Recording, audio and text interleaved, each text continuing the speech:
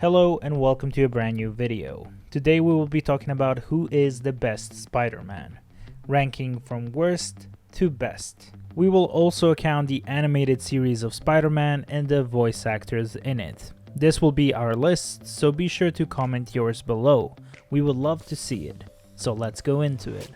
The 1977 Spider-Man. This is a tough one to watch. It was starred by Nicholas Hammond as Spider-Man, and for that time it was probably a hit, while comparing to today's standards this movie seems cheap and badly produced. Note, this was 40 plus years ago, but Spider-Man loses his charm in this series as he seems like just a random dude jumping around in a costume on the streets during the fight sequences. Even though the acting of Nicholas Hammond is decent and Spider-Man comic book fans don't mind this movie, we decided to rate it here because of the production. The next one is Spider-Man 1967 TV series. Talking about memes, we cannot miss out on this. The 1960s animated Spider-Man series is a classic in the world of animated superhero movies. The Spider-Man voice actor for this series was Paul Soles, who it seems copied a lot of voice characteristics of Superman at the time. And if you hear him, he just doesn't sound like our friendly neighborhood Spider-Man we are all used to. This show had vividly bright colors and a style of a Hanna-Barbera cartoons that were very popular in that time. Even though it lasted only 3 years, this series had some legendary aspects of it. The first one was the intro song, and it was a very catchy tune of the show that we all heard once in our lives. This show is now popular as well through the use of memes, as the famous Spider-Man meme was taken from this show. Looking into this show, we can tell you it's worth a watch if you're a Spider-Man or a meme fan. The next on our list is Spider-Man the New Animated Series, made in 2003. This masterpiece aired for only one season, and it was set at the same universe as the 2002 Sam Raimi film. Neil Patrick Harris had the role of Spider-Man for this shortly lived TV series. A lot of people liked his performance as Spider-Man in this series, but mostly didn't like the CGI of the show. It looked unfinished, sloppy, and borderline creepy. Now looking at it, it looks more as an old video game than an animated series. But as for the story, people enjoyed the storylines, and the series came up with some original villains that worked nicely in the Spider-Man universe. But even though some people enjoyed it and a lot of people hated it, this show was cancelled after 13 episodes. So let's go for the next one. The next one on our list is the Spider-Man from 1994. This show was known as Spider-Man the Animated Series, and it ran on Fox Kids Network from November 19th in 1994 to January 31st in 1998. This Spider-Man was voiced by Christopher Daniel Barnes, a voice actor who cemented his influence on the voice of Spider-Man.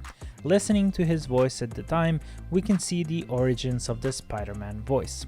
His performance through the series was amazing to a lot of fans who consider him as the best Spider-Man voice actor. This series retold some classic Spider-Man stories with the 90s take. One storyline had Spider-Man growing 6 arms, another had him as a part of the hero team during the first Secret Wars, and in the last arc of the series, they had him teaming up with the versions of himself from other dimensions.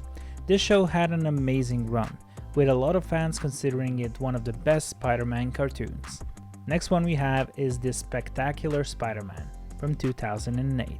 Spider-Man in this series was Josh Keaton, another amazing voice actor who made Spider-Man a more deepful and meaningful character in this series.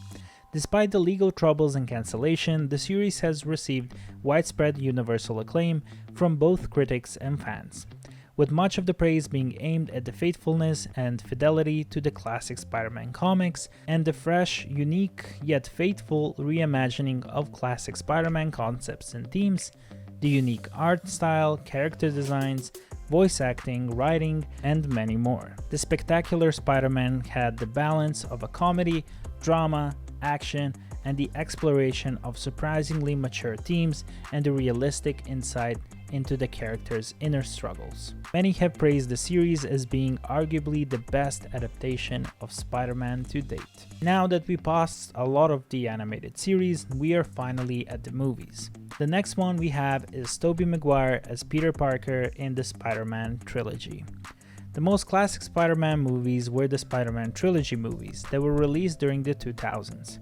In these movies, the actor portraying Spider-Man for the first time in a long time was Tobey Maguire.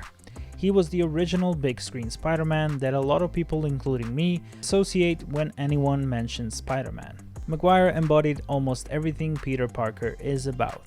Warmth of the character, his struggle with responsibility, and his commitment to being a hero. His performance established the Spider-Man of the movies as a sincere and full-blooded hero, always striving for what is right.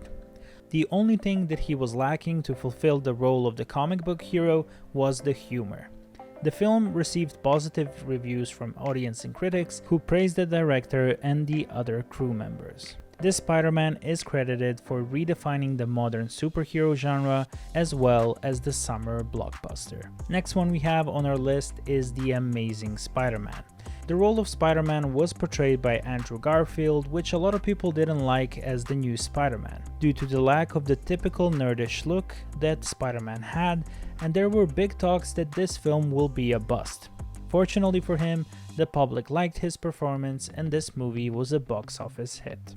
This reboot received a mostly favorable reception, with critics praising Andrew Garfield's performance, the visual styles, James Horner's musical score, and the realistic reimagining and portrayal of the title character. This film was also criticized for the number of underdeveloped storylines, showing the film's deleted scenes and the introduction of the Lizard as the villain for being too surreal and unrealistic for the film.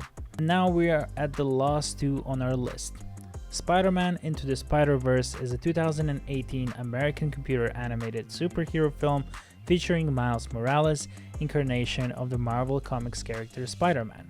This film required up to 140 animators, the largest crew used by Sony Pictures Animation on a feature film.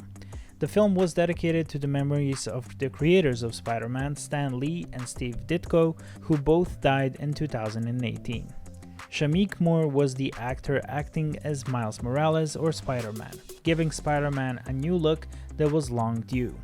Critics and fans absolutely loved this movie and his performance, rating it mostly in the top 3 spots of the best Spider-Man related art.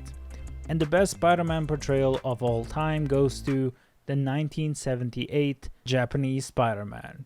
This Spider-Man is the best Spider-Man I've ever seen in my life, and here's a small clip from it. 誰だお前は地獄からの使者スパイダーマン